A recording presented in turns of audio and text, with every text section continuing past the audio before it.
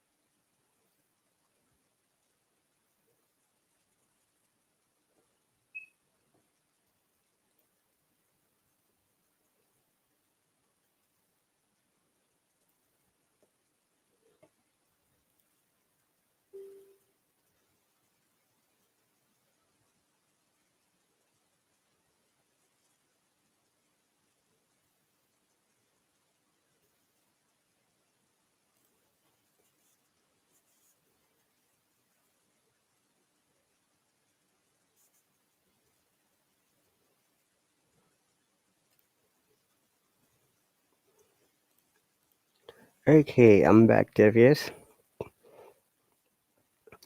Until my subscriber is here.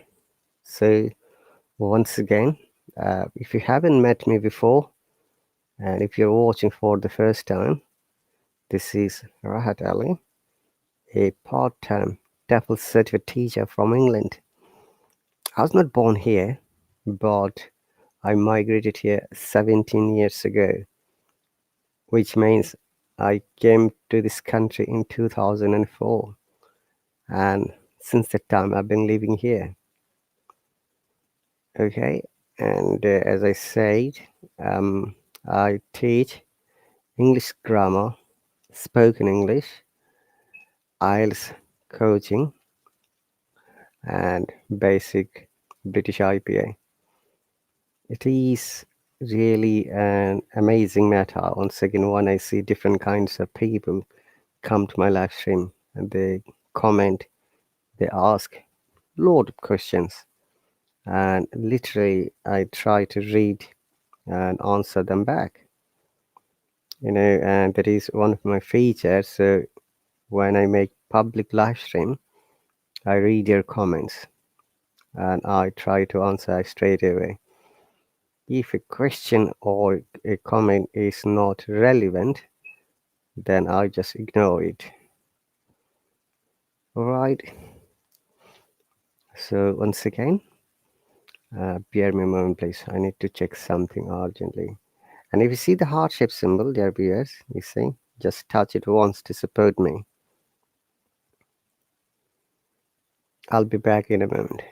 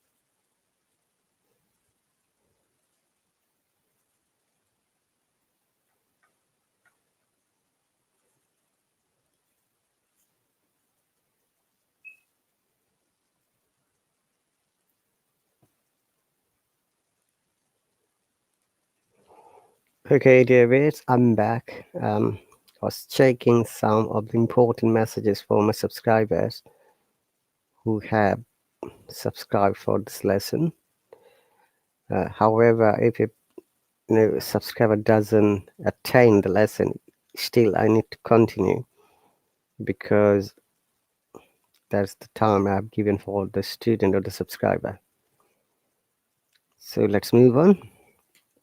Welcome once again. So in the meantime, we can listen to the BBC podcast. Just bear me a moment.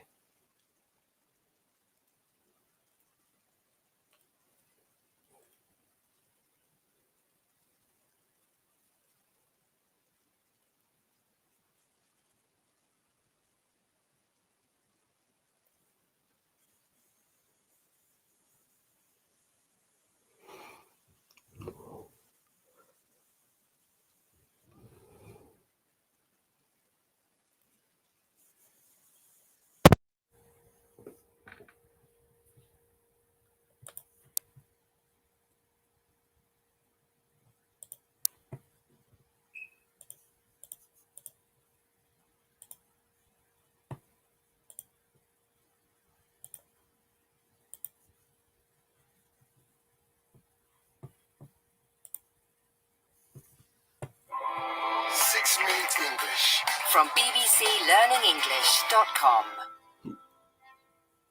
Hello, this is 6 Minute English from BBC Learning English. I'm Sam. And I'm Neil. Neil, would you describe yourself as a numbers person? If you mean, am I someone who understands numbers and is good at using them and interpreting data, then no. Okay, so maybe you're like me. You weren't good at maths at school? No, I wasn't. Algebra, geometry, times tables, it was all very confusing. Yeah, we're not alone, Neil. But the fear of numbers might just be in our heads, and we might have enough number knowledge to get by with. That's what we'll be exploring in this program while looking at some relevant vocabulary. But, sorry, Neil, I'm going to start with a maths question. It's thought the largest number in the world is called a googol. It's written with a 1 and how many zeros? Is it A, 100 zeros, B, 1,000 zeros, or C, 10,000 zeros? I'll guess 10,000 zeros. Okay, I'll reveal the answer later on. But let's talk more about the fear of numbers now. Of course, numbers are important in our lives, but one bad experience at school can put us off them for life.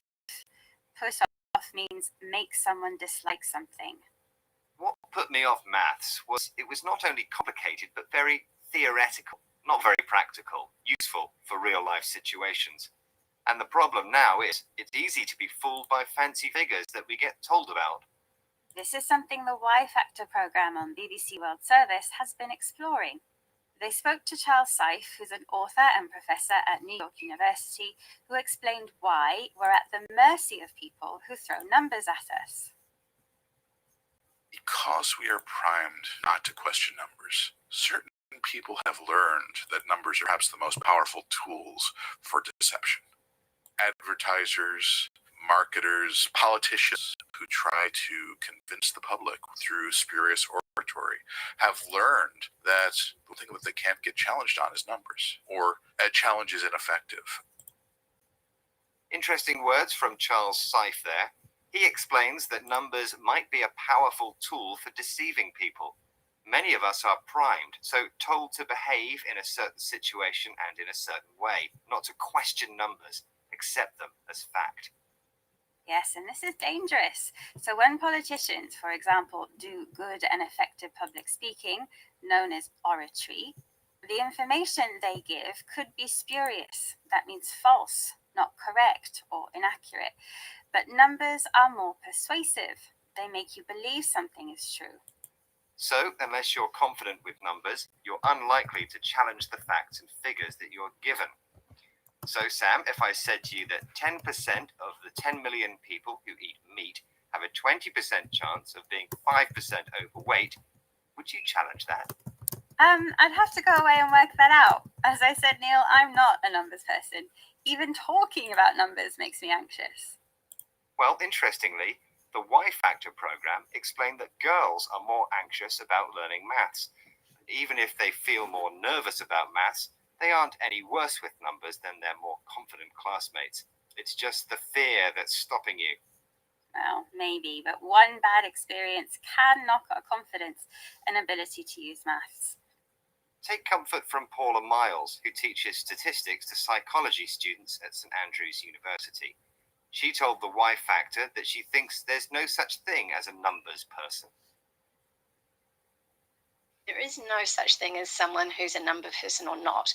If we're taught in the right way, then I think we all have the potential to be a numbers person. I'm not saying we're all going to grow up to be mathematicians, but we're all going to get to a point where we have the basic numeracy skills that we need to be able to cope in our environment. I feel a little better now. We all have the possibility within us, or potential, to be a numbers person. Yes, I think it's about survival. We want to develop numeracy, basic mathematical skills, to use numbers in a particular situation that we're in. We might not be a genius like Einstein, but we know enough to work things out. I wonder if you worked out the answer to my question correctly, Neil. Earlier I asked about what's thought to be the largest number in the world called a googol. How many zeros does it have? 100 zeros, 1,000 zeros, or 10,000 zeros? I said 10,000 zeros. Sorry, Neil. A googol is 10 to the 100th power, so a mere 100 zeros. I don't think I'll be using that number anytime soon, but I might be using some of the vocabulary we've discussed today, including a numbers person. That's someone who understands numbers and is good at using them and interpreting data, not like us. If you're put off something, it means you are made to dislike something. And to be primed means to behave in a certain situation. The skill of effective public speaking is known as oratory, and spurious means false, inaccurate, or not correct. And when we have the possibility within us to do something, we describe it as our potential. And having numeracy means having basic mathematical skills. But now we've reached the number 6. 6 minutes of English. Thanks very much for listening. Goodbye. Bye. 6 Minute English from the BBC.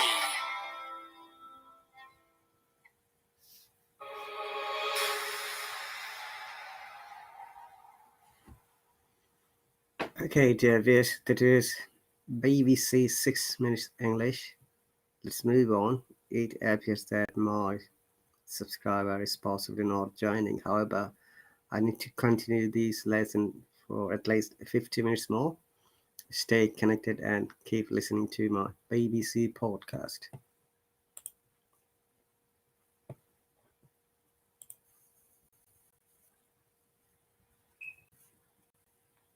Recently, we had Halloween. Let us listen to these Halloween stations. Food superstitions. Do you know what does superstition mean? Superstition is nothing but the belief of the people. Could be false or fake belief that goes from one generation to another 6 generation. Minute English from bbclearningenglish.com. Hello, this is 6 Minute English from BBC Learning English. I'm Rob. And I'm Sam, and I'm having a boiled egg for lunch today. I'll just sprinkle some salt on top. There. Oh, you spilled some salt on the floor, Sam. Quick, throw some over your left shoulder. Throw salt over my shoulder? What are you talking about, Rob? It's bad luck to spill salt. Oh dear, it looks like Rob believes in superstitions.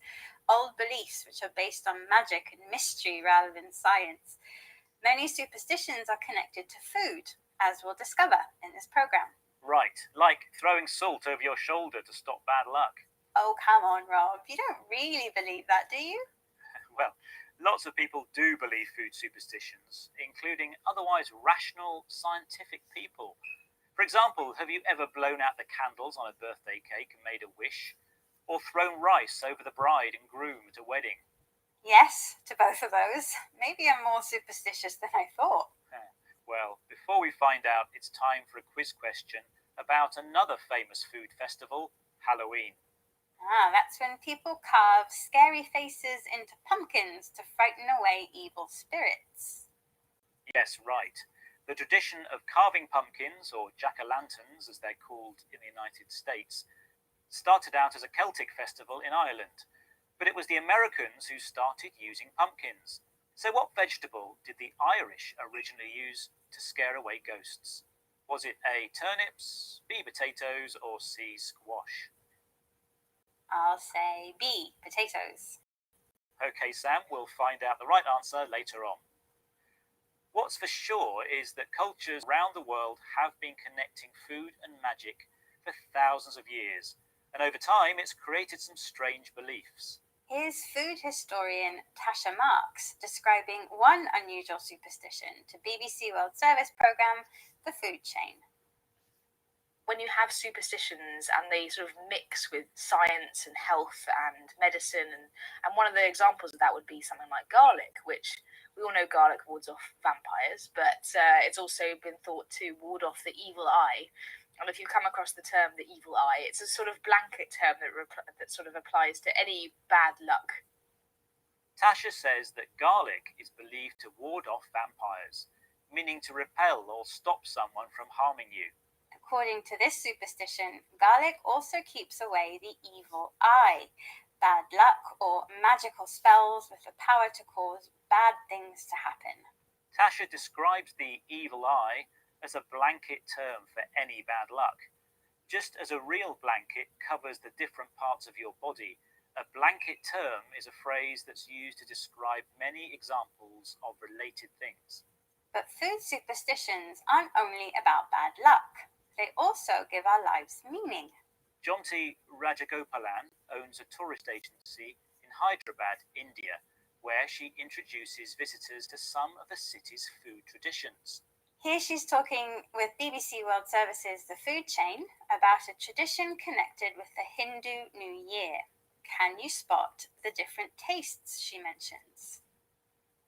Some of the traditions give you a little bit of a lesson, like on every New Year, and not the 1st January, not the Gregorian calendar New Year, but the Hindu calendar New Year. We would always be given it's a kind of a chutney which is made of all the 5 tastes. So you have sour, you have sweet, you have something bitter in it, and your mom would always give it to you saying that this is what the rest of the year is going to be. You'll have happiness, you'll have challenges, you'll have a little sadness, you'll have bitterness in your life, which I think is a very nice tradition. It prepares you for everything in life. At Hindu New Year, mothers give their children a special chutney, a mixture of fruit, spices, sugar, and vinegar. Did you spot the chutney's flavour, Sam? There was sour, sweet, and bitter. Mothers tell their children that the coming year, like the chutney, will have its own flavours, both good and bad. That's why Jonty says that traditions can teach you a lesson. They show you what you should or shouldn't do in the future as a result of experience. What a lovely way to end our look at food superstitions. Yes, maybe we should make chutney at Halloween instead of carving pumpkins, or whatever vegetable the Irish originally used. Yes, in my quiz question, I asked you what vegetable was originally used instead of pumpkins to scare away ghosts. I guessed it was B, potatoes. Which was the wrong answer. In fact, turnips were originally used, so maybe Irish ghosts are smaller than American ones. Okay, let's recap the vocabulary we've learned about superstitions. Old beliefs which are connected with magic. Garlic is supposed to ward off or keep away dangers like the evil eye, bad luck, or harmful magic. The evil eye is an example of a blanket term, a phrase used to describe many examples of related things. One Indian superstition involves chutney, a food mixing many flavours. These traditions can teach you a lesson, show you how to act in the future based on your past experience. Right, well, that's all for this program. Good luck with your language learning. And if you've enjoyed this topical discussion and want to learn how to use the vocabulary found in headlines, why not try out our news review podcast? Bye for now. Bye-bye. 6-Minute English from the BBC.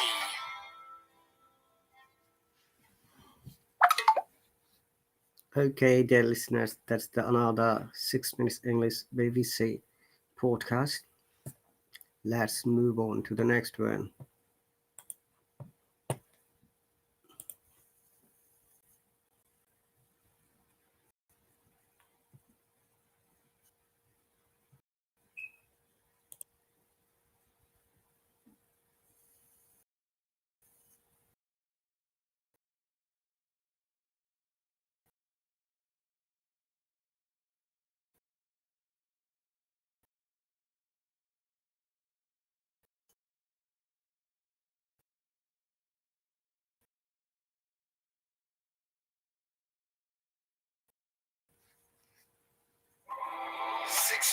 From bbclearnenglish.com.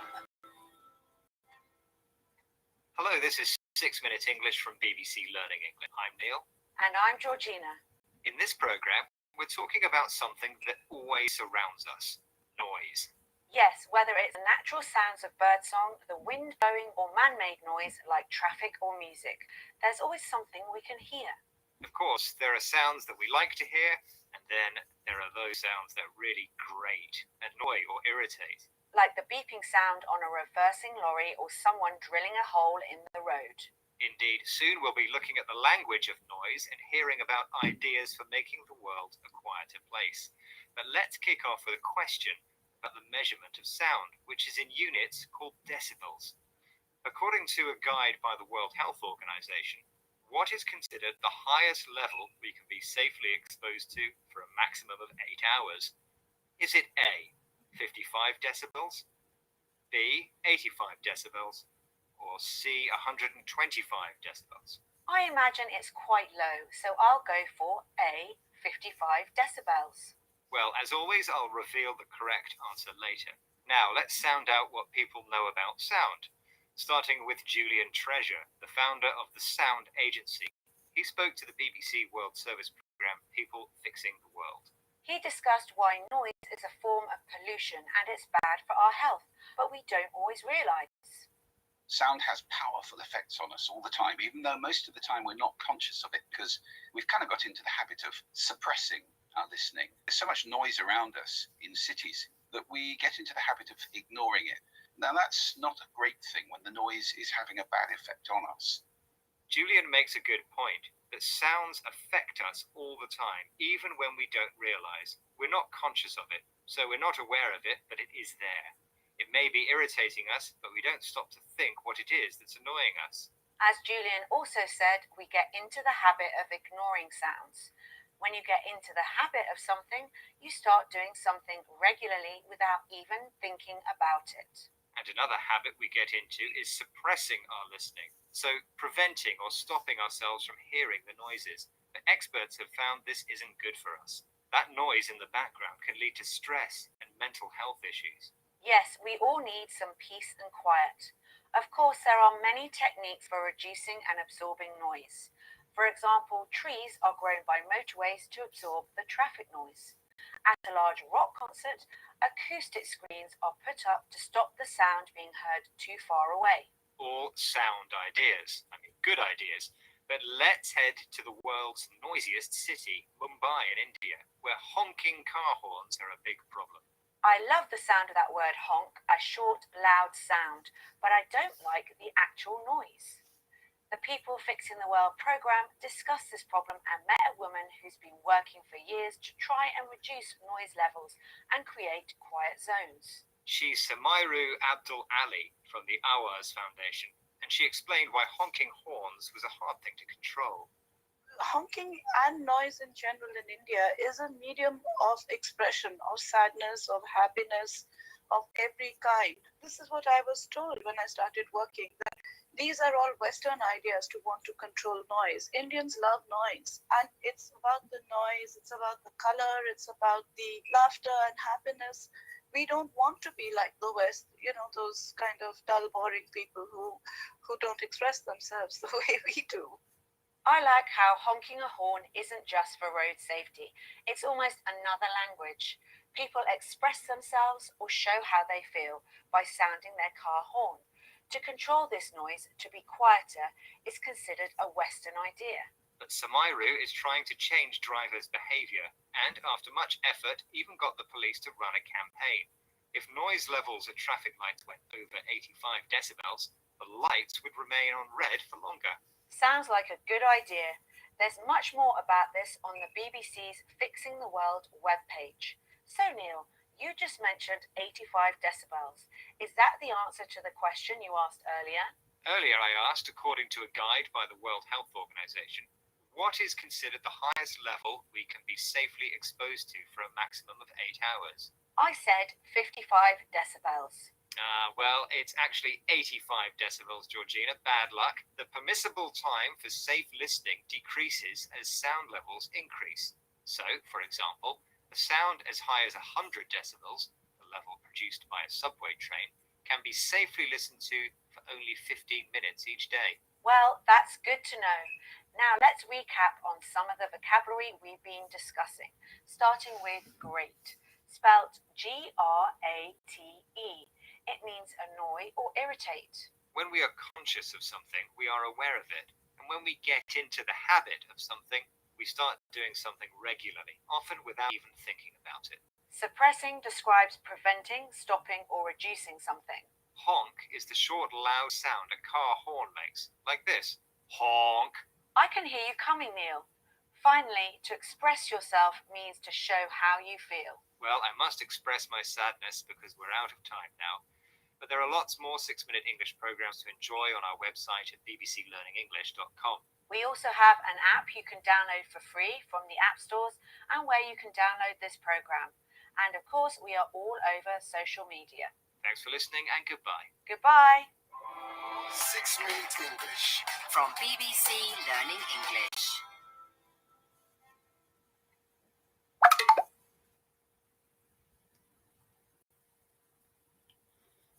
Okay, dear listeners, that's the 6-minute English, another podcast from the BBC about the quieter. Let's move on.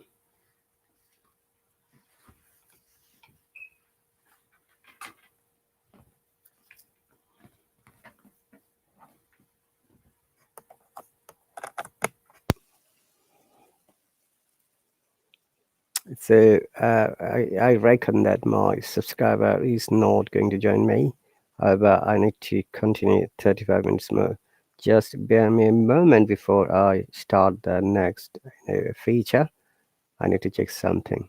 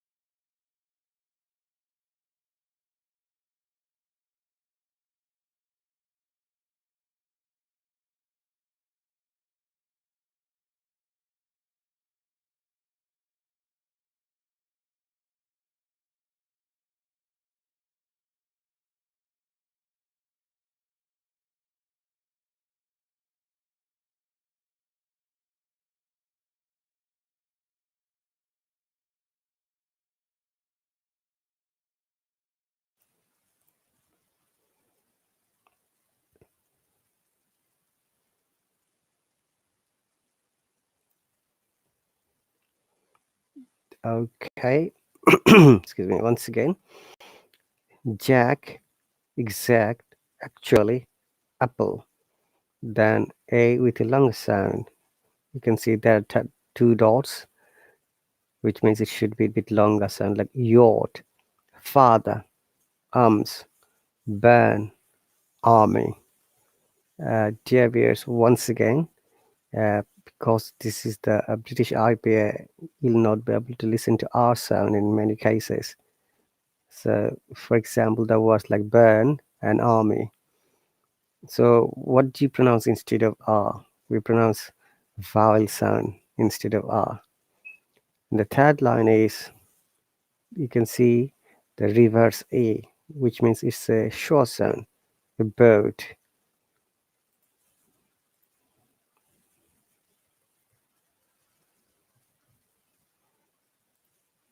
Okay. About. About. About. About. About. And then around. Zebra. Zebra.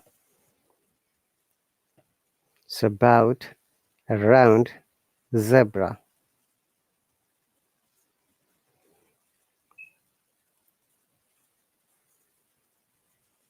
Around.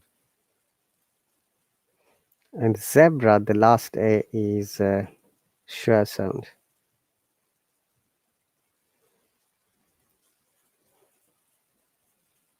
Zebra. Zebra. But the Americans say it zebra. Zebra. Okay, there's a bit difference. You should be aware of it. And the next one is football. O sound. So this is another amazing distinction feature of the sound between the British IPA and the American IPA. Football, tall, low, call, small, fall, mall, ball. By the way, I'll be back in a moment, guys.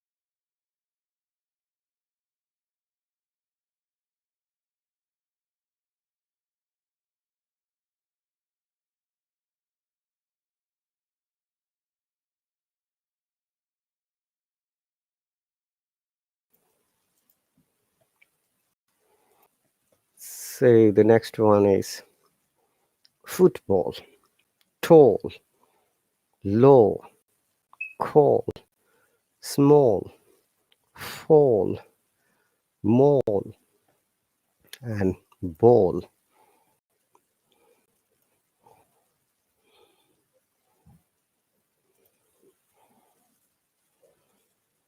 Mall. Shopping mall, for example. Then ASUN, cable. So words that have got able at the end, like cable, stable, able, eight. Then ESON, share, SHARE. Okay, so it's share, Share. share, Share. and British IPA, and obviously in American IPA, it is R sound should be pronounced Share. share. So share. Share. So if I give you an example, it would be better. Share. Do you have any share in the share market? Then careful, careful.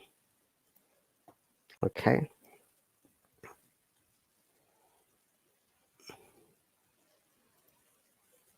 So care, Care. care, but careful, careful. Careful. In careful, the U is short sound, so it's careful, not careful. It's careful. Careful. Then rare, RARA.